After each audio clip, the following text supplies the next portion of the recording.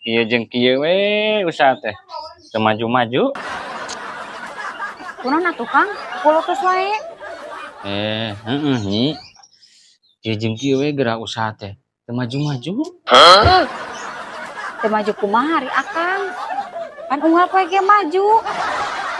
Gampang ti imah. Ka sawah, ka kebon. Lain maju eta. Maksudna teu maju-maju teh penghasilan Akang ti baheula teu loba-loba anggar we sakitu teu nambah-nambahan. Oh, kitu. Nya sabar we atuh Kang. Ngaranna ge usaha. Nu penting mah urangna daya ikhtiar. Lamun teu mikir kana pangabutuh mah jigana Akang eureun tengah jalan nya. Nya kumaha Akang ari eta mah? Kan ari cek abi mah lamun sakira-kira rek eureun ulah tengah jalan Kang. Si katabrak tuluy maot. Teh abi jadi randa atuh Kang. Ae ngadon ngawaduh ka dinya. Maksud eureun tengah jalan usahana rek diganti anu sejen kitu. Oh, nya kan. Cobaan we usahana nu make motor. Arah majuna tarik. Tuh, ciga batur. Usahana kana motor mah tararik majuna. Anjay.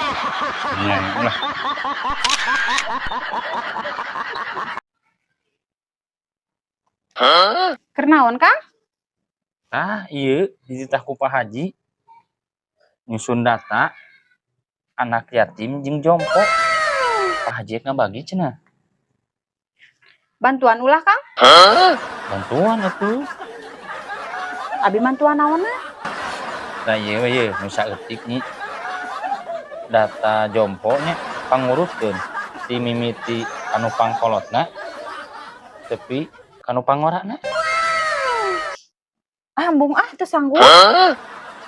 Nah, make jadi embung. Kok tadi rek bantuan? Nya, tadina mah kan ari titah ngurut mah embung Pan Akang ge apal abi mah teu bisa ngurut. Coba ngurut jompo. Kumaha ke teh mun misalah? Akang ek tanggung jawab. Lain ngurut meuseuh nyi. Maksudna pangusunkeun data jompo. Ieu tah. Oh, ngisun data jompo. Ngomong atuh tadi. Anjay.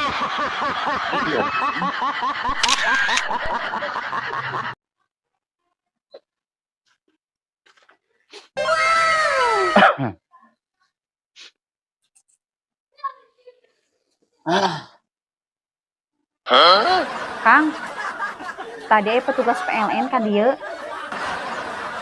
Naon cenah? Listrik nu di imah cenah ek dipareumah. Pada 2 bulan can mayar listrik. Kumaha atuh nya? Ngararingu kan aya duitna ge. Da teu kudu duit, Kang. Da cek petugas PLN teh ngomong kieu bisa lewat Bank BRI cenah, Kang. Ya heeh atuh nyi. Angger kudu moal duit sing lewat BRI ge. Si Akang mah teu benang di bejaan. Tinggal indit we ka Bank BRI. Terus lewatan, 10 balikan atau 5 balikan ge cukup meureun. Anjay.